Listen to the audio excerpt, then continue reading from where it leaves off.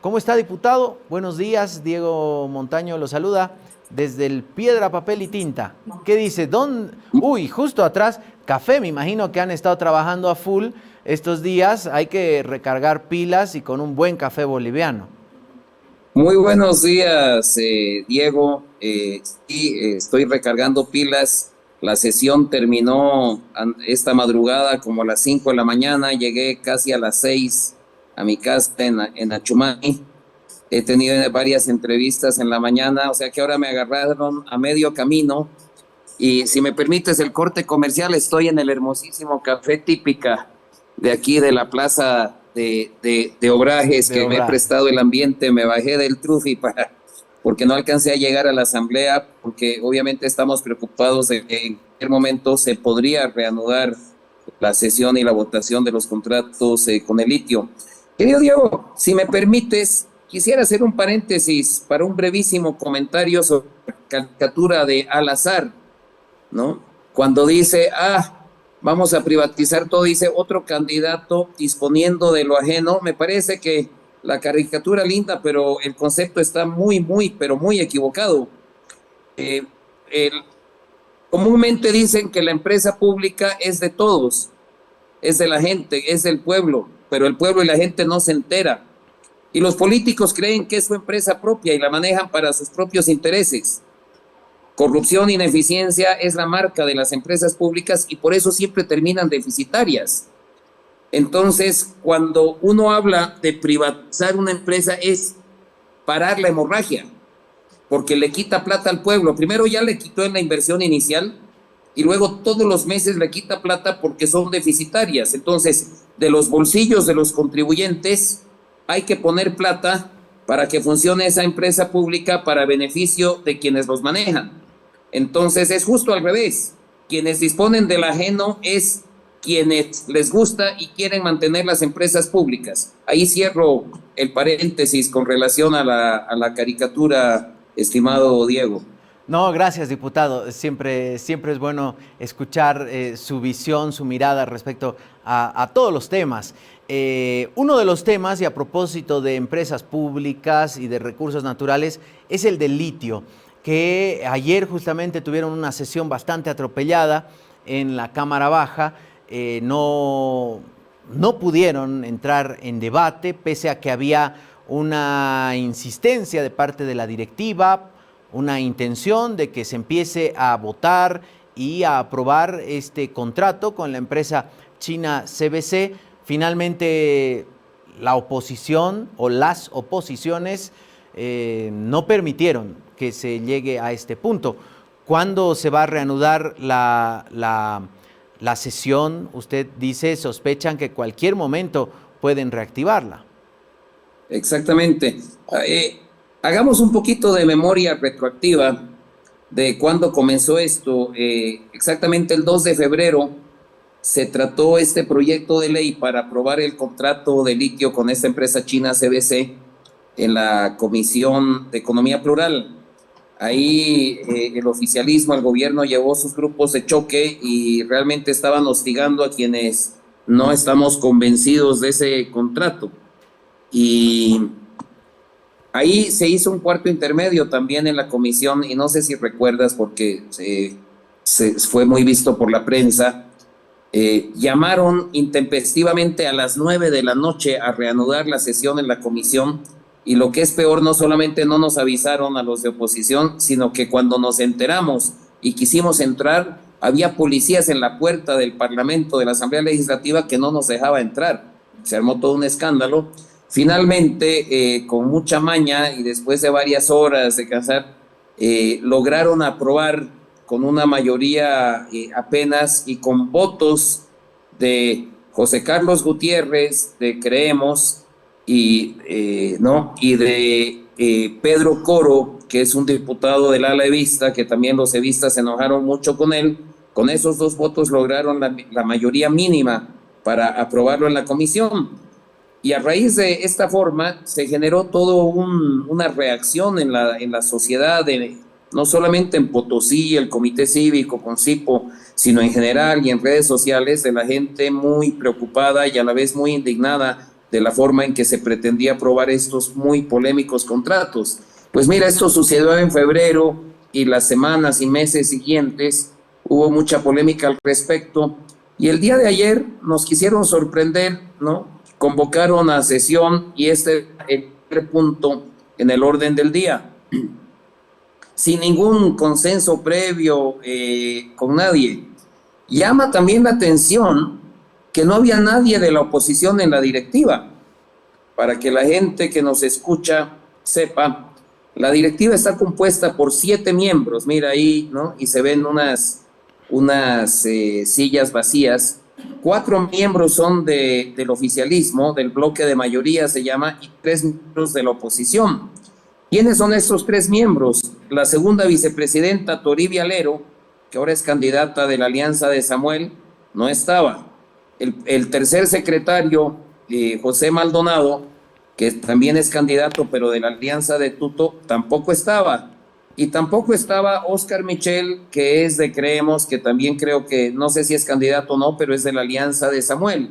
Entonces, muy frustrante que los que tienen que defender la posición de la oposición en una sesión y en una votación tan crítica, donde no solamente se estaba tratando lo del litio, sino se iban a tratar créditos también, justamente los 3 representantes de la oposición no estuvieran. Eso nos ha llamado mucho la atención y lo digo abiertamente, nos ha molestado, porque no es la primera vez que hacen esto, que se ponen en esa funcionalidad, ¿no? En favor de lo que quiere el gobierno, de una manera poco, en el mejor de los casos, muy irresponsable, suponiendo que no sabían o que no hay nada, digamos, de ningún acuerdo por debajo de la mesa para viabilizar esto.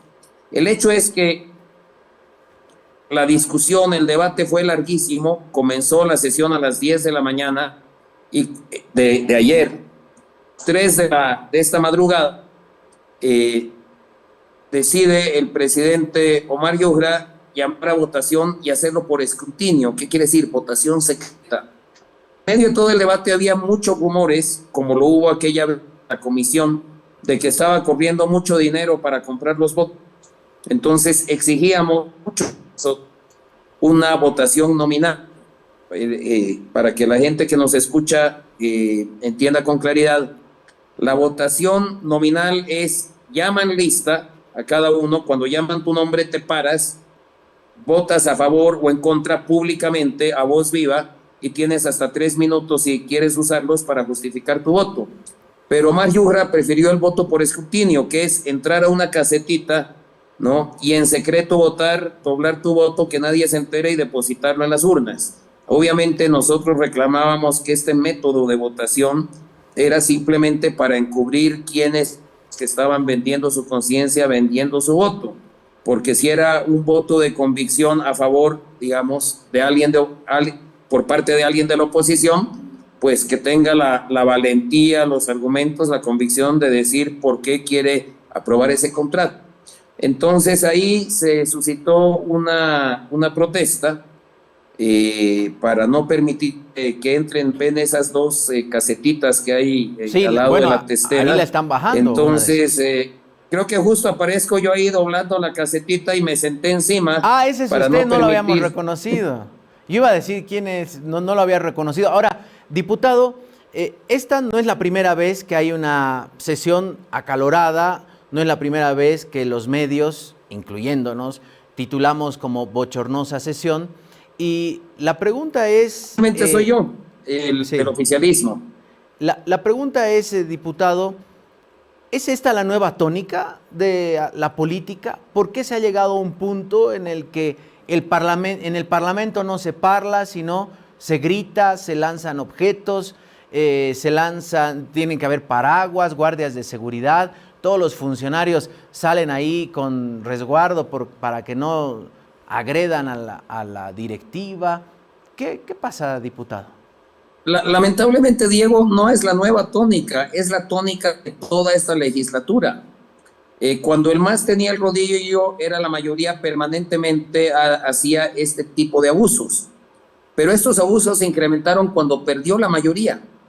Y como son minoría, y una minoría pero realmente reducida, estoy hablando del arcismo, del oficialismo, del gobierno, su representación en el Parlamento, en vez de dedicarle, y se los he reclamado muchas veces públicamente, si le dedicaran una pequeña porción del tiempo, la energía, la creatividad maligna, malvada que le ponen a buscar la manera de hacer trampa, ¿no? De hacer fraude, de engañar con esa típica y perniciosa llamada viveza criolla, si le pusieran un poquito de ese esfuerzo a construir consensos, les iría mucho mejor.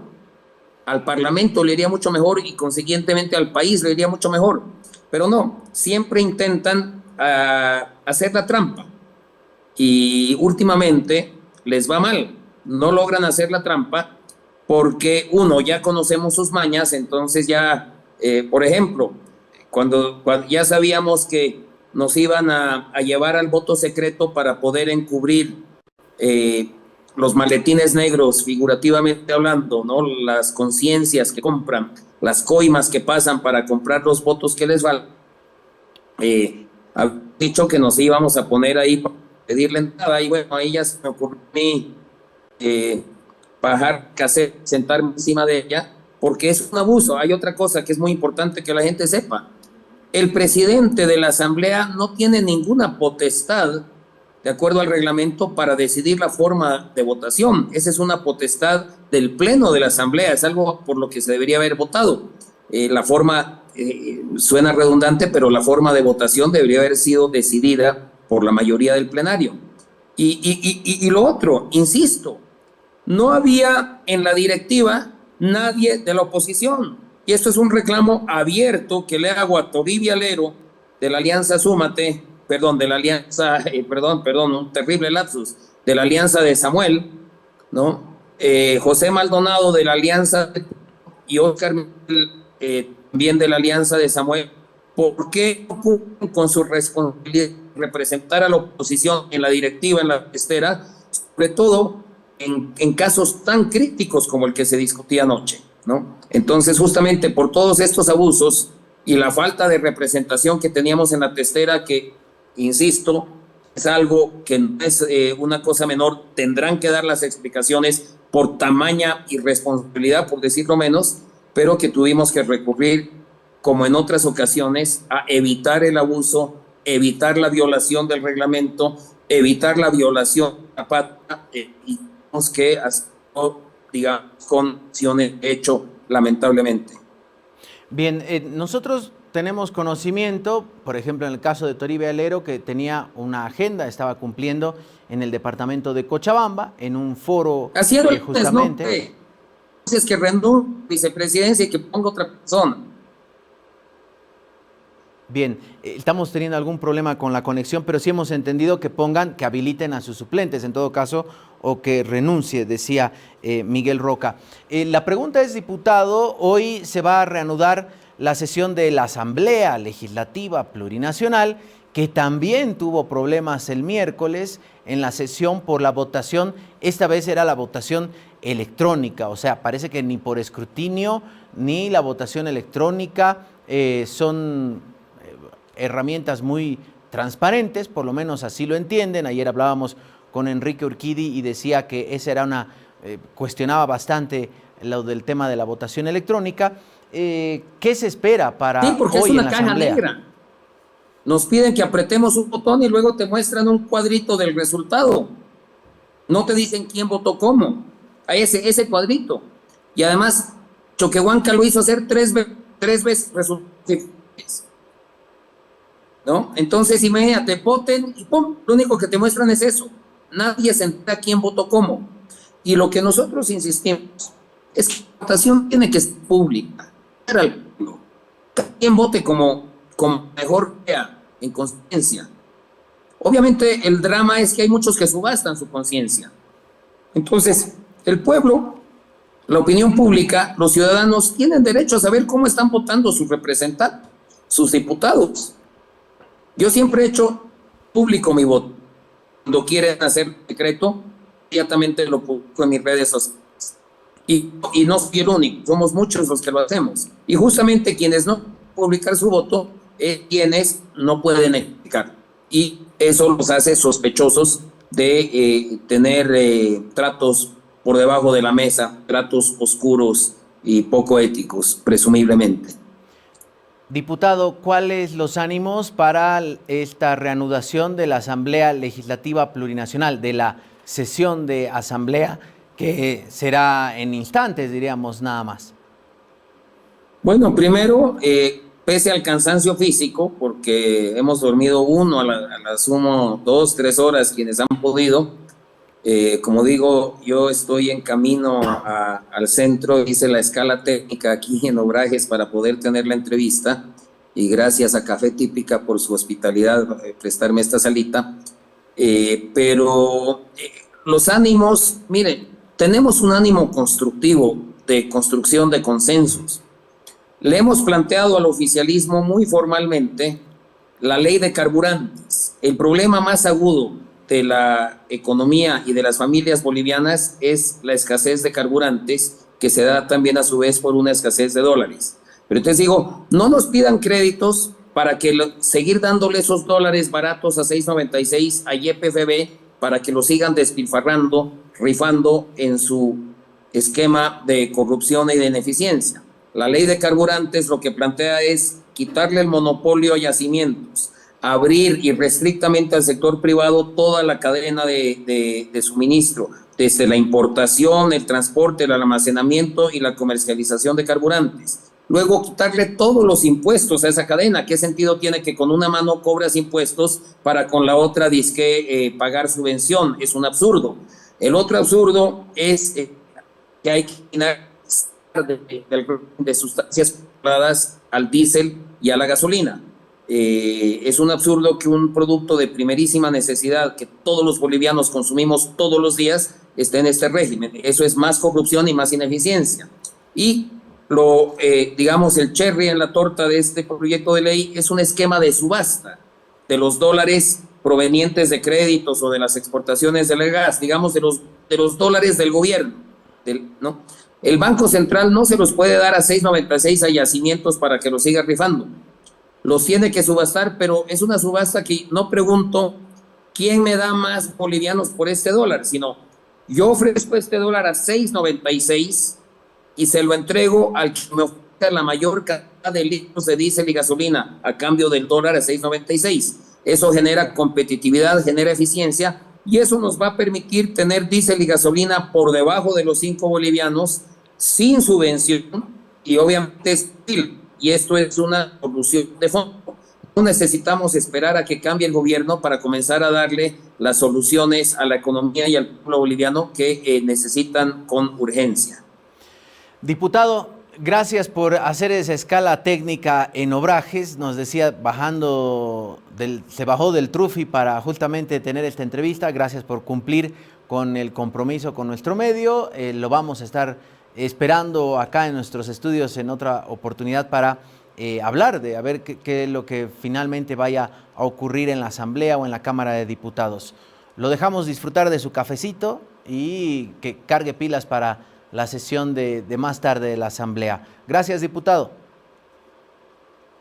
Muchas gracias, siempre un gusto estar aquí en micrófonos y pantallas de La Razón. Un saludo a toda su amplia audiencia y un saludo desde aquí, desde Obrajes hasta Uquizamaña. Un abrazo, que tengan buen día. Gracias, igualmente el diputado Miguel Roca